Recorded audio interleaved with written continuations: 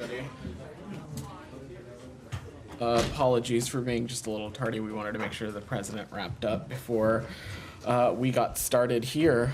I see Matt's notebook, but no Matt. So in that, why don't we start with Daphne? Why don't you kick us off? Thank you. If we could start with Ukraine. Sure. Lincoln was due to meet Yermak today. What was discussed in the meeting? So I expect a readout will be going shortly, but to just offer a little bit about what was discussed, the secretary met with Ukrainian presidential administration head Andrei Yermak earlier today. They spoke about a number of issues, including the upcoming Washington NATO summit and allies' intention to bring Ukraine closer to NATO membership and helping to strengthen Ukraine's ability to defend against Russian aggression. The two also discussed energy security and ongoing G7 efforts to enhance the resiliency of Ukraine's energy grid and energy systems. The secretary also congratulated Mr. Yermak on his historic support at the Global Peace Summit, as well as Ukraine's tenacious and historic defense of its northern and eastern regions against recent Russian offensives. But as I said, I suspect we'll have a formal readout going shortly. Okay, and then Hungary's Orban today urged Zelensky in a visit to Kyiv to consider a ceasefire to accelerate an end to the war. This comes just before the NATO summit next week. Are you concerned that this shows a divide in NATO? So first, let me just say I will leave it to our partners in Hungary to offer any context or clarity that they would like to Mr. Orban's comments. We and the NATO alliance have been clear that there really is only one solution here, and that is the Russian Federation simply leaving Ukrainian territory. We have long felt that this is, again, just another example of Russia being the aggressor, infringing on Ukrainian territorial integrity and sovereignty, throwing the UN Charter by the wayside. Which is a different stance than what Orban seems to be laying out there. So are you concerned that this shows division? So again, I will leave it to respective countries to speak to their own policies, but we have been clear with partners and allies across the board that any country that has influence or has a role to play should play every effort in ensuring that Russia withdraws from Ukraine totally. Okay, and then there's reporting that the U.S. invited the foreign ministers of Israel and several Arab countries to the NATO summit. Can you confirm that and who was invited? I expect that there will be additional guests from countries that are not members of the NATO alliance, but I'm not going to get ahead of the summit. We'll let us get to next week, and I imagine across the interagency we'll have more to say about next week's activities. Can you say if Israel is one of these? Again, I'm just not going to speak to specific participation yet. Like I said, I expect there will be attendance from other countries not fully in the NATO alliance, but I don't have a specific roster to announce today. Thank you.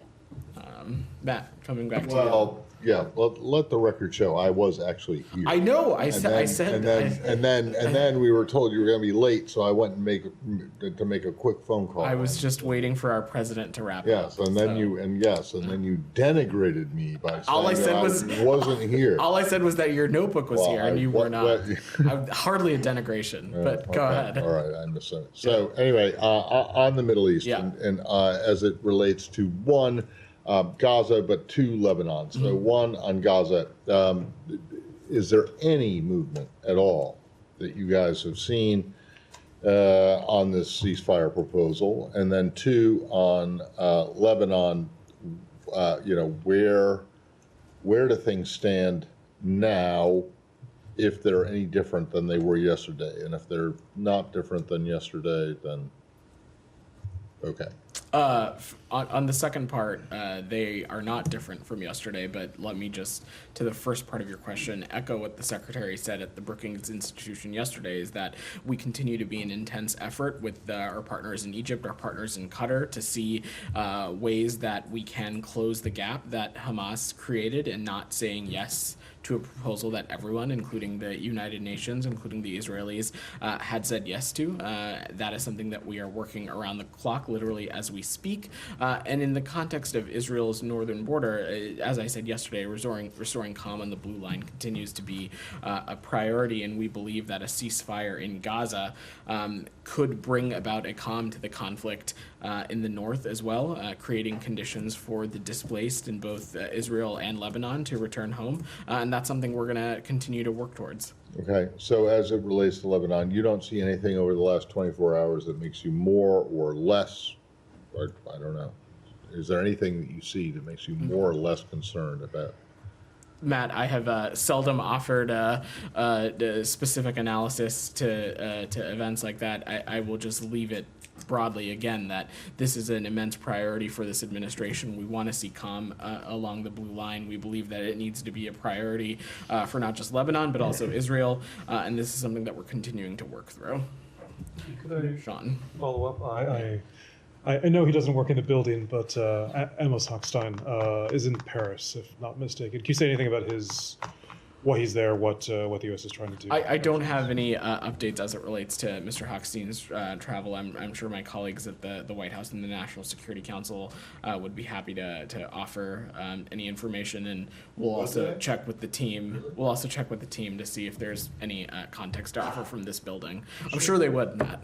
No, I don't think that. Maybe other questions in the Middle East have some things on other topics. Why don't we see if there's anything more on the Middle East region, and then I'm coming back to you. Camilla's had her hand up, Saeed. I promise I will get to you. Go ahead.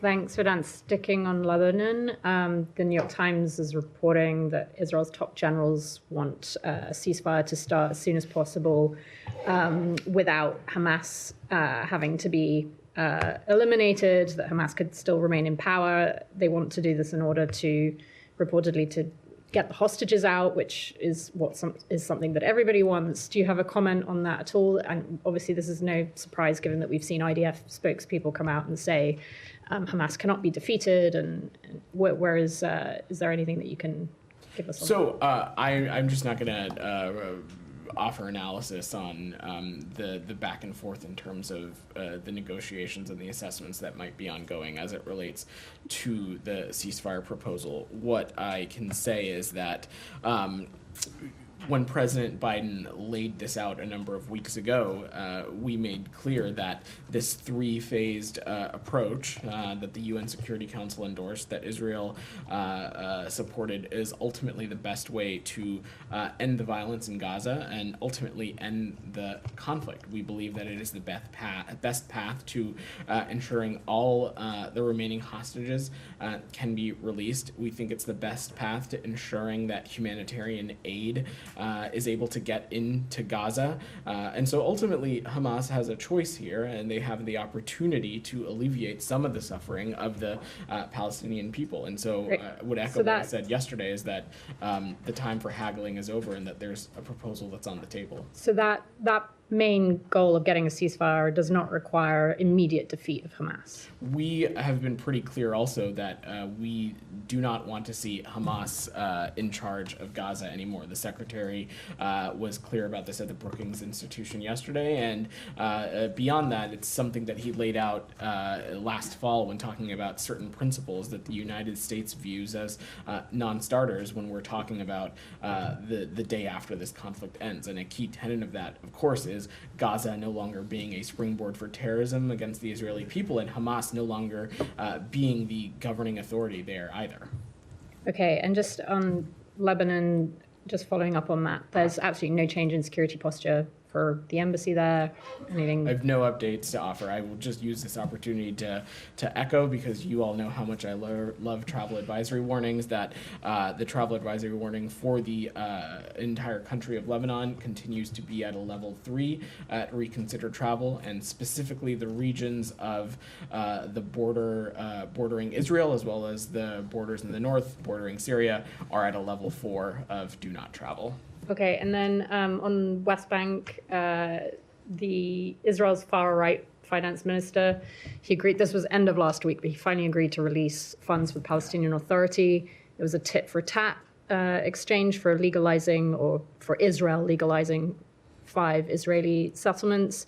Do you have a comment on this kind of tit-for-tat engagement? Is that something that the US would tolerate moving forwards? If there's anything that belongs to the Palestinian Authority that should go to them, what's your comment on them saying we'll only do it if we legalize settlements? So first, on the issue of correspondent banking, our view is that ultimately these are PA funds. These are funds that belong to the Palestinian Authority, and so we, of course, welcome reports that Israel will extend the correspondent banking relationship for 4 months and to release a portion of the PA's clearance revenues. But our call is for Israel to extend correspondent banking for at least 12 months and to release the rest of the withheld clearance revenues as well. It's important to remember that the viability of the Palestinian Authority is essential to stability in the West Bank, which in turn is essential to Israel's own security interests as well. We have made these concerns clear to our partners at Israel at the highest level, and we'll continue to engage with them on this issue. Now, separately, it should come as no surprise to you that we view the expansion of settlements and outposts as inconsistent with international law, and again, we view these as something that only serves to weaken Israel's security. Unilateral actions like settlement expansion and legalization of outposts, they are detrimental to a two-state solution. So we'll continue to use the tools at our disposal to expose and promote accountability for those who threaten peace and stability in the region. Go. Sure. Let me. I promise I'll get to you, Said. Go ahead. I mean, just on this reported Smotrich deal, and you've said that you obviously see outposts as inconsistent with international law, but I'm just a bit confused because the reason these outposts are created by settlers one of the reasons is to draw in the Israeli military, because they then are a protection force for those settlers that are there. So you say they're inconsistent with international law, they're destabilizing, but you are at the same time arming the military force that goes to protect the people that do it. I mean, isn't that a very confused policy? So we have a security relationship with the government of Israel, Tom. That is no surprise to you or anybody in this room. Let's also remember that Israel, when we talk about their security relationship and the threats they are facing, it is not simply just about the West Bank and Gaza. They have threats that they deal from other malign actors in the region. Hezbollah in the north, Iran and other proxies that partake in destabilizing activities across the region. Now, when it comes to the provision of specific arms and articles, whether they are used in Gaza or the West Bank or used in other operations that our partners in Israel are conducting, there are clear protocols and policies in place, as well as our continued engagement to ensure that security assets are, when used, that their impact on civilians are minimized and that they are used in accordance to the way that the United States has provisioned them. That does not detract from our long-standing view that such kind of settlement activities is inconsistent with international law, and ultimately, when we're talking about a more peaceful, more stable region, it's a detraction from that as well. But I don't ask, I just ask not because these are sort of one-off incidents, but this is systemic. Outposts, and now they're being legalized by the finance minister as part of this apparent deal. Outposts are there, one of the reasons that they exist is very specific. It draws in the military to Palestinian-owned land, and in many cases is privately owned Palestinian land that is taken by settlers. So it's more than just inconsistent with international law. It would be seen by any objective observer as the theft of land. And the point I'm making is that you're arming the military force that goes in to protect the people that do that. So when it comes to the oversight of the security assets that we provide to any country, including Israel, there are, of course, accountability measures and protocols in place to ensure that such assets are used responsibly. And but they're not; those protocols are not obviously in place for these particular actions, because it's been going on for years and years. And now you have the Israeli government actually, as part of a deal, not to withhold, correspondent banking, which is. Tom, I stood behind this podium. These are not individual incidents. This is something that Tom, I stood behind this podium a number of months ago to talk about how this administration used the Leahy Law to look into the use of American security assets in particular units that may or may not have been operating in the West Bank. So I don't want to get into a back and forth on the specific provision of arms, because that's a level of technical detail that we're just not in a place to get to. What I can say and reiterate again is that our security relationship with Israel is robust. It is far greater than just the West Bank and Gaza, that there are real legitimate threats that Israel faces in the region. But when it comes to the provision of American security articles, there are accountability measures in place that the United States continues to have at its disposal to ensure that those articles are being used responsibly and for its intent. But simultaneously, it is also true that it is our view that settlement activity and outposts are inconsistent with international law. But the point I'm making is you say that's your policy, but it's actually not your policy. It's something you're saying, but what you're actually doing is militarizing the force that allows those outposts It absolutely is our policy, Tom, and we have taken a number of steps. So many of these are on land. It absolutely is our policy, and over the course of this administration, especially in the past few months, we have taken a number of steps to hold those accountable who we believe to be perpetuating violence and destabilizing actions in the West Bank. So, Now, wait, but since you mentioned it, how is that Leahy review of the one unit? I don't have any updates for you, Matt. So in other words, there hasn't been anything done.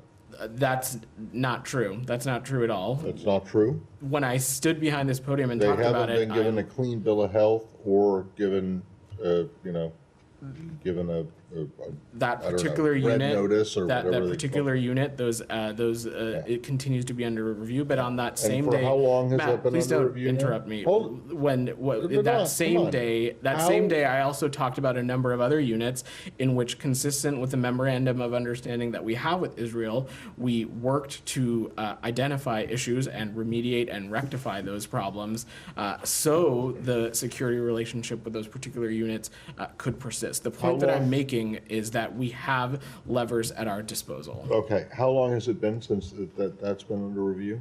Yeah, It for would- that one unit? It would have been a number of weeks, and I don't have any A updates number of for you. weeks. Well, that could be like 52, that could be 100. It was not 52. I believe No, we I know, last talked but it's about more this. than a month. Sure. I don't have any Definitely more updates than for a you. month. The point that I'm making, Matt, Okay, is that so where's the accountability then? we have a number of tools at our disposal, and you have seen this administration utilize them when it comes to Okay, the government what of have Israel. you utilized? What tool have you utilized so far, other than the 2,000-pound bombs, the suspension? We What just else? were talking about how we used Leahy vetting, but beyond that, there But continue you to be didn't other use- processes. You haven't used Leahy vetting. You haven't suspended Because anything. consistent with Leahy vetting is identifying Okay, paths to so- remediation So and rectifying that problem. what other accountability measures have you used, other than the one The small point that shipment of weapons that has been held up? Matt, What what I else said has was there that been? there are levers at our disposal, and we have What- spent okay, a what number are of they? times talking about them. The Churg process is an example. The The what? Leahy process, the Churg. Yes, Don't act okay, confused. We have yes. talked about No, the no, Churg no, process yes, a number of okay. times. And the here. Leahy process. The Leahy and process. the Leahy process has resulted in what Matt, so far?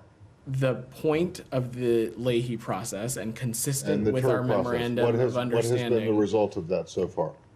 Consistent with the memorandum of understanding that we have with Israel, we had worked to rectify and remediate those problems. The point to Tom's question I was answering was that we have tools at our disposal for the responsible use of their security assets. That does not detract from our long-held belief that settlements and outpost activity are inconsistent with international law. I think Vedant, the problem is that what he's raising and what a lot of other people are raising is that yes, you do have these levers, but you're not using them. We're also not going to speak to active and ongoing deliberative processes from up here. Saeed, go ahead. Thank you. Before I go to Gaza, I just want to follow up on the West Bank to Tom question on the settlement. Is there any evidence, do you have any evidence that the Israelis listen to what you say, your expression of displeasure with the settlement and so on, let alone heed your warnings and so on this settlement? Has there been a shred of evidence over the past so many months? Now, you've spoken against the settlement and the spirit of settlement. do you have any evidence that they actually said, okay, now we better stop because the United States is getting angry? I'm not going to speak to private diplomatic conversations, Saeed, but over the course of this conflict, when we have raised things with our partners in Israel, they have heeded our feedback, and I'm not going to parse it more specifically than that. But this is actually, I mean, that's a physical thing that you can point to. Has there been any sort of, tearing down a settlement, backing off plans to increase housing, by so many folds and so on? Has there been any evidence as a result of your warning time and time again and telling them that this is a violation of international law? I'm not going to speak to our diplomatic conversations more specifically, but it's our hope that Israel is also interested in preserving and maintaining its own security in the region, and that's why we have been so clear that such kind of activities are not just inconsistent with international law, but a detraction from Israel's security as well. On Gaza, I wanted to ask a couple of questions. Now, the Israelis ordered new Khan Yunis evacuation, and we heard the Secretary of State say yesterday that there's no sign that Israel is really lowering the intensity of its attacks on Gaza, and we also hear of looming starvation in Gaza. I mean, this is really a very horrific situation. Are you guys sort of reconciled? This is the order of the day. Things will go on like this indefinitely. I mean, do you have any kind of vision how this thing is going to end? When will it end? What is the United States of America doing about it? Saeed, let me say a couple things because I spoke a little bit about this yesterday. I know you were out yesterday, but first, as it relates to the activities in Khan Yunis, our viewpoint continues to be that any kind of forced displacement or forced relocation of Palestinians, of course, would be inconsistent with what the United States wants for the region and inconsistent with the principles that the Secretary laid out. That being said, it is, of course, Israel and the IDF has a right to defend itself from terrorism in accordance with international law. And as it is conducting these operations, it is fully appropriate for them to warn and encourage evacuation of civilians from potential areas where they may or may not be conducting operations. But specifically in Khan Yunis, we have seen Hamas moving back into areas previously cleared by the Israeli military. And yet just yesterday, we understand that Hamas fired 20 rockets at Israel from the East Khan Yunis region yesterday. Of course, how these operations are conducted matters, and Israel needs to take every feasible precaution to protect civilians in their operation. But more importantly, Saeed, to your point about when will this end and when will this conflict end,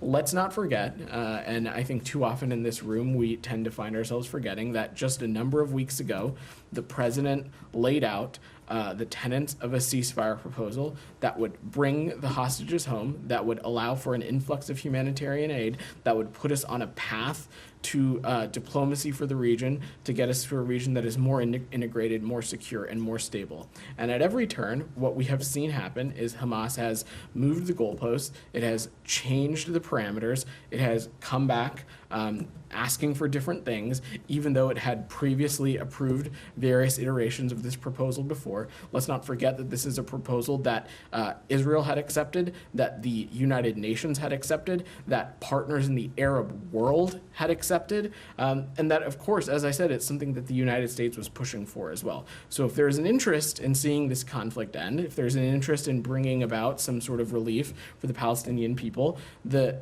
solution is quite simple. Hamas can stop haggling and they could accept the ceasefire proposal that has been on the table. But can you tell us that with certainty that Israel accepts this? Israel itself have we heard the Prime Minister of Israel say? Israel itself said that it accepted the proposal that the president laid out. Did the Prime Minister say that himself? They did. Did he say that I accept this proposal as submitted and approved at the Security Council at the United Nations? Saeed, I'm happy to help you look at Google after this and look up who in the Israeli government did or did not say things as it relates to the proposal. One last but question. I just want to be very clear that this is a proposal that Israel itself has said that they supported. All right. Go ahead. Let me ask you one last question on wounded Palestinians telling the BBC, more wounded Palestinians telling the BBC that they have been held as human shields and so on.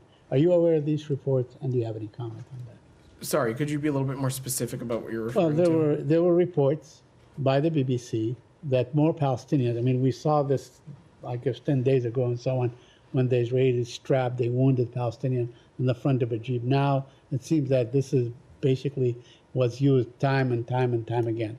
I was wondering if you are aware of these reports and if you have any comments. So on those this specific practice. reports, Said, we have seen those disturbing reports in the video. The Israeli military and the IDF itself said that it was investigating the incident and that what was portrayed in those videos did not reflect its values and was a clear violation of its orders and procedures. I will let them speak to that, but we call again Israel to swiftly investigate and ensure accountability for any abuses and violations. And we'll continue to make clear to the government of Israel that there are, of course, expectations to behave consistent with the law of armed conflict. Thank you. Michelle, go ahead. A couple of questions, if you don't mind. First, is the U.S. coordinating with Germany in its efforts to find a diplomatic solution for the war between Israel and Hezbollah? And are you aware of a visit that a German intelligence official made to Beirut and met with Hezbollah officials? So I would just I would let the government of Germany speak to their own efforts in the region. What I can say is that Germany is one of our closest partners in a number of areas, not just when it comes to the Middle East, but also Ukraine as well. And I have no doubt that they are eager to play a positive and contributive role in addressing this conflict and not just finding a peaceful resolution to the conflict in Gaza, but also ensuring that there is calm along the blue line as well. But I will let them speak to their own efforts. On Syria and Turkey, do you have any comments on the clashes between Turks and Syrians inside Turkey and in northern Syria that killed 7 people yesterday? We have urged our partners in the government of Turkey to coordinate with both Iraqi and Kurdistan region of Iraq authorities on any cross-border military operations to protect civilians from harm. We certainly recognize the ongoing threat posed by the PKK, but we also urge the Turkish government to respect Iraqi sovereignty and to coordinate these kinds of military operations. But the clashes weren't about the PKK because Syrians in Turkey got attacked by Turks, and they demonstrated yesterday in northern Syria and attacked Turkish troops who are based in northern Syria. I'm happy to look a little bit more specifically into this incident, Michelle, but I would just say unequivocally that in any kind of activity or operation, that efforts need to be made to protect civilians. And do you support a meeting or a reconciliation between Syria and Turkey, especially that officials from the two countries will meet soon in Iraq? So I've seen those reports, Michelle, and our position has been clear. We will not normalize relations with the Assad regime absent authentic progress toward a political solution to the underlying conflict. We've been clear with regional partners, including Turkey, that engaging with the Syrian regime, that credible steps to improve the humanitarian condition, human rights, and the security situation for all Syrians needs to be at the focus for these kinds of engagements. And we've also stressed with regional partners that the Syrian regime needs to cooperate in the political process that is laid out in UN Security Council Resolution 2254. My last question on Iran. Iran is expediting its nuclear program, and they are more open now about declaring that they need the nuclear bomb based on the last round of missiles with Israel. What's your comment on that? So, since the onset of this administration, the President Biden, Secretary Blinken have been clear that Iran will not be able to obtain a nuclear weapon, and so that continues to be our goal and focus. I don't have any updates to offer beyond that. Sean? Switch topics to... Can I just see if there's anything else on the region before I come back to Sean? Go ahead, DR. Just going back to the cross-border operation with Yep. Turkey. Is that something that you're concerned about, this operation? Because Turkey has set up the checkpoint is in Kurdistan region, and they are taking IDs from the civilians people there. And this is a big concern for the people living in that region. Is this something Look, in any region of the world, when we see civilians placed in risk, it is of course something of concern to us. That's why we're in making sure to engage closely with our partners in Turkey to make clear that when such kind of strikes are being undertaken, that they need to be coordinated with authorities in the Kurdistan region as well as Iraq. However, there are, as I said, legitimate concerns from the PKK, and we understand those, but we continue to call for greater coordination to ensure that civilians are protected from harm. Go ahead, Sean. Venezuela. Yeah. Maduro yesterday said that, in his terms, that negotiations are resuming Wednesday, which tomorrow, with the United States. To begin with, can you confirm that there's dialogue that's going to take place with Venezuela? Obviously, from his perspective, he's looking for sanctions relief ahead of the elections. Can you say if that's something on the cards? So I'm just not going to get into the specifics of our diplomatic engagements beyond just saying that in the context of Venezuela, you've heard us say this before, we, of course, welcome dialogue in good faith, and we support the Venezuelan people's desire for competitive and inclusive elections on July 28th. And we are clear-eyed that democratic change will not be easy and certainly requires a serious commitment. We're going to continue to work with the international community and democratic actors in Venezuela to support the aspirations of the Venezuelan people. I will also just add that in our viewpoint, it continues to be the case that the full implementation of the Barbados Agreement offers the best path to restore the democracy that Venezuelans deserve, improve economic and humanitarian conditions, as well as address the migration crisis as well. So you're saying welcome dialogue in good faith. I mean, can you say that if is that what you expect to happen with Venezuela? That's what our would be the intent, but I'm certainly not going to get ahead of the process. And I mean, is this? I mean, in terms of what the Venezuelans, the Venezuelan authorities can expect from this, I mean, is sanctions relief actually on the cards? Is this something that we're a month ahead of the election? Is this something that could be on the cards in the coming month? Well, I'm certainly not going to try and get into the head of Mr. Maduro. I try to stay out of the minds of other world officials. But look, you heard me say this, that the full implementation of the Barbados Agreement we think is the best path to restore democracy that Venezuelans deserve. It's also the best path to improve economic and humanitarian conditions and address the migration crisis. So this is something that we'll continue to focus on. We will engage in dialogue with a broad range of Venezuelan actors. And just finally, I mean, you said that they're the broad range, but how does this relate to the democratic opposition in Venezuela? I mean, are they going to be part of this conversation at all? So we continue engaging with the democratic actors in Venezuela continues to be a part of our engagement as well. And as you know, we engage with a broad dialogue and a broad range of voices in Venezuela, and that is going to continue to be the case. We'll maintain regular and ongoing engagement with the representatives of the democratic opposition and our diplomatic partners as well. Okay, just two separate topics, if you don't mind. Staying in the region, Cuba. Did you see the CSIS report on espionage allegedly by China being wrapped up in Cuba? The Cuban government isn't very happy about this. Do you have anything to say about whether this is something that the United States is also seeing, if it's seeing a greater risk of espionage? So I'm not going to comment on or confirm or get into the specifics of that report, but what I can say is that we remain confident that the United States is going to be able to meet our security commitments at home and in the region. We talked about this a little bit a year ago.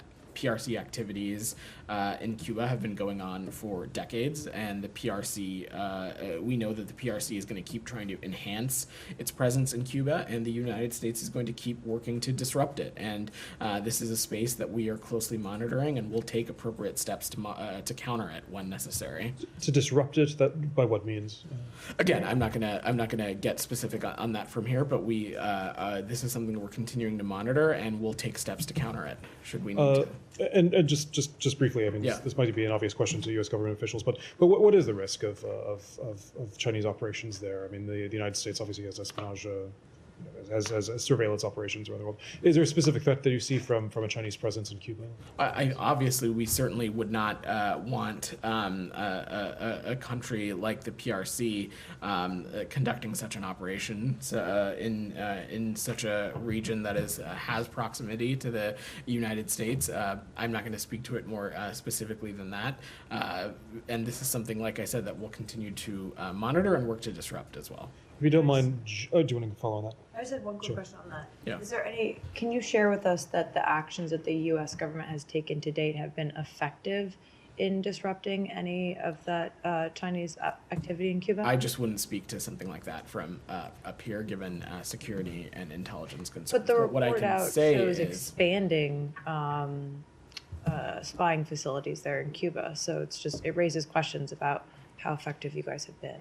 So what I can say and what I said at the onset of Sean's question is that we continue to be confident in our ability to meet our security commitments and responsibilities both here at home and in the region. This is a space that we're continuing to monitor and watch, and we will take appropriate steps to counter it. The PRC has long been trying to enhance their presence in Cuba, and we are continuing to work to disrupt it, but I'm not going to speak more specifically to the issue than that.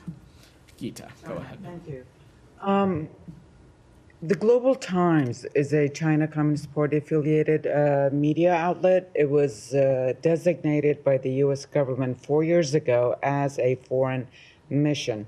Now, recently, this outlet has been attacking a well-respected China scholar for her research on China trying to distort the UN Resolution 2758 to embed its one China policy. I was wondering if the State Department is aware of this action, of what the Global Times is doing, and if so, what are you doing? So, Gita, combating transnational repression is a priority component of U.S. efforts to counter rising authoritarianism and defend human rights around the world. Our viewpoint is that any academic, any scholar, any journalist, any person, they certainly need to be any kind of harassment towards them is unacceptable. Everyone has a right to express their point of view in the United States. Freedom of speech and peaceful assembly are legally enshrined in our Constitution. Go ahead, Jackson. Thanks, Vedant. The German newspaper Bild reported Israel could invade Lebanon this month. Will Israel forewarn the U.S. of such action? Do renewed travel warnings for Americans to avoid Lebanon have anything to do with an impending Israeli operation in Lebanon? So on travel warnings, we regularly update and assess those based on situations on the ground. We have a responsibility to inform American citizens, and we'll continue to do so as circumstances on the ground change. I spoke a little bit this to Camilla's question. The travel warning for Lebanon as a whole continues to be a level 3, with level 4 specifically for southern Lebanon and the border near Syria as well. We also have a close working relationship with our partners in Israel, and we continue to be in touch with them about our expectation for calm along the blue line as well. And is there any consideration of plans for the U.S. and NATO to enforce a no-fly zone in parts of Ukraine? I have nothing to update on that right now. Thank Alex, you. go ahead, and then I'll come to you, Kylie. Thank you, Vedant. A couple of topics. I'll circle back to your conversation, your answers to Daphne's question about earmark meeting, with a caveat that there's still a result coming up. But I was wondering if the secretary came out of that meeting with a better sense of Ukraine's current urgent needs.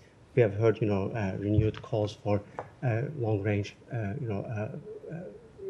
weapons, and of course, lifting all the restrictions that Ukraine thinks that only are helping Russia to save its air bases. So, Alex, let me just say that the United States and Secretary Blinken, of course, we are unequivocally paying close attention to what are Ukraine's needs. In addition to, of course, Mr. Yermak, we remain in touch with a number of officials in the Ukrainian government, as well as they continue to defend their sovereignty and territorial integrity against Russia. The Secretary of Defense talked a little little bit about it this morning, and in his bilateral engagements, the United States is continuing to work on an additional security assistance package. I expect we'll have more to say on that forthcoming, but we are acutely aware about what Ukraine's needs are, and we're continuing to work hand in hand with them to ensure that they have what they need for their defense. Thank you. And Orban question. Please help us understand what the department is thinking about what the world stage currently today looks like when you have Orban is out there trying to save and make Europe great again, and when you have Russia, a terrorist state, leading UN Security Council. So let me just say that if you're talking about Prime Minister Orban's specific visit to Ukraine, I will let his office speak specifically about his travels, but this, in our point of view, is an example of our European allies increasing their support for Ukraine because there is a collective recognition that Ukraine's fight to defend its people and its independence is part of a larger fight for democracy and international stability. And what we are seeing in Ukraine is not just a threat to Ukraine, it is a broader threat to European security. So this is something that Secretary Blinken has recently emphasized, and so we'll continue to engage with partners in the region as well. Kylie, on Russia's UN Security Council chairmanship. Any comment on that? Not really. We wish them the best of luck. I have one more question. Come back to me later. Just on a different topic that we discussed briefly yesterday, the Doha conference. Yeah. Were the case of the 2 Americans who were detained in Afghanistan raised during that conference by Tom West? They were. So during these meetings, Special Rep West pressed for the immediate and unconditional release of U.S. citizens unjustly detained in Afghanistan, noting that these detentions impede progress in the Taliban's own desire for international recognition. U.S. officials continue to press for their release continuously and at every opportunity. And did the department walk away feeling like there was any forward movement on those efforts, or it was just raised? It was just raised. I have no updates to offer from up here. And what's the latest, if any, contact with those 2 Americans that you can share? I don't have any updates in terms of contact or any kind of consular access. That obviously would be a little unique given the Taliban. Was it raised directly with the Taliban? It was. So like as part of this, private meeting? Correct. So to widen the aperture a little bit, Special Representative Tom West and Special Envoy Amiri met directly with Taliban representatives during the Doha 3 meetings. Taka, go ahead. Chinese presidency is visiting Kazakhstan right now. He will meet President Putin of Russia again tomorrow. So what is your expectation for the meeting? If China does not stop supporting Russia's war effort in Ukraine, what will happen? So no country should offer Putin a platform to promote his war of aggression against Ukraine. It cannot be business as usual with Russia, and no country should turn a blind eye to the clear violations of international law that Russia has committed. And we strongly support efforts that have been undertaken by us and our partners in the G7 in addressing what we are seeing as a reconstitution of Russia's defense industrial base. We believe that the PRC's reconstitution is deeply problematic, and we're going to continue to monitor this and take appropriate actions independently, as well as through multilateral institutions as well. And you heard me talk about this a little bit before, but this kind of reconstitution, again, is not just a threat to Ukraine, it's a threat to European security as well. About one more. Go ahead, yeah. A mayor of a small town in the Philippines is accused of being a Chinese asset or Chinese agent. So according to the media reports, the fingerprint of the mayor and the Chinese national is identical. Do you have any comment on the news story? Are you concerned that may increase tension in the South China Sea? I don't. I would defer to authorities in the Philippines to speak to anything about that. Yeah. China and the Philippines had talks today, I believe it was, and there were some statements and they were going to de-escalate tensions. How significant is this from the U.S. perspective? How important do you see it? Look, we of course would welcome any efforts to de-escalate tensions in the South China Sea. It's something that's of course a priority for us, but specifically in this context, I think when it comes to the PRC, actions speak louder than words, specifically for our partners in the Philippines when we're talking about the Second Thomas Shoal and some of the destabilizing actions that the PRC has taken in that region. We would welcome steps to de-escalate, but actions speak louder than words, and clearly, especially in the South China Sea, especially in the context of the Second Thomas Shoal, you have seen PRC actions be inconsistent with a stated goal, perhaps, of de-escalation. Go ahead in the back. Yeah, you, in the green tie. Yeah. Oh, thank you. So Taiwan just said that China's Coast Guard has boarded and detained a Taiwanese fishing boat and calls for its release. Do you have a reaction? I've not seen that report, so I'm happy to check with the team and see if we have some more updates on what happened. U.S. and Chinese officials have been holding talks about cracking down on fentanyl sourced in China. Blinken highlighted this at the Brookings Institute yesterday. President Biden said this during the debate that fentanyl is coming from Asian countries and they're cracking down hard on it. But the bipartisan House Select Committee on the CCP released a report in April that said that the CCP is subsidizing the manufacturing and export of fentanyl precursors through tax incentives. Have you raised this concern with those officials? When we're talking about fentanyl precursors, that continues to be something that we continue to raise in every engagement that we have with officials in the PRC. Progress and the specific efforts in the working group that we have seen in recent weeks and months on fentanyl is something, it's a product of President Biden and Secretary Blinken's engagement at the historic Woodside Summit in November. I will also just note that we have, since that summit, seen the PRC take some appropriate actions, including designating certain companies and enforcing some actions within their own justice system. That is, of course, a welcome step, but this is something that we're going to continue to work at with the PRC through these working groups and through other channels as well. Thank you. Alex, go ahead. On tomorrow's meeting in Astana between Xi and Putin, you said that no country should offer Putin a platform. Does it apply to Turkey as well? Erdogan is also planning to meet with Putin tomorrow. In any country, this is something that we stress with all of our partners. We continue to ask all of our partners that they should support efforts to realize an enduring and just peace for Ukraine, and for those that have influence or a relationship with Russia, to urge them to withdraw troops from Ukraine's sovereign territory. Thank you. And finally, on Armenia, Azerbaijan, you guys have invited both countries to the NATO summit. I understand the preparation is still going on. To the extent that you can talk about it, is there any plan to bring them together while they're here? Again, Alex, let me just say broadly in the context of the issue in the South Caucasus, this is a priority for us, a priority for the Secretary and other officials across this department. I have no doubt that it's something we'll continue to work towards. Specific meetings and engagements on the margins of the summit, I just don't want to speak to the schedule yet. All right, thanks everyone. Hold on. Go ahead. Sorry, I had to run out again. Everything okay? Yes, everything is fine, but you just had to. But anyway, I'm not sure if this was raised when I think it was Sean asked about this report about China and Cuba.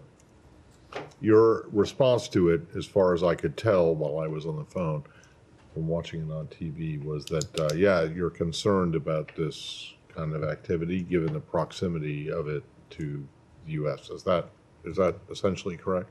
Well, Sean posed the question of what concerns could we have. I certainly wasn't going to get into specific intelligence concerns or areas. No, I know, but because there is this Chinese activity going on in Cuba, that was an issue, right?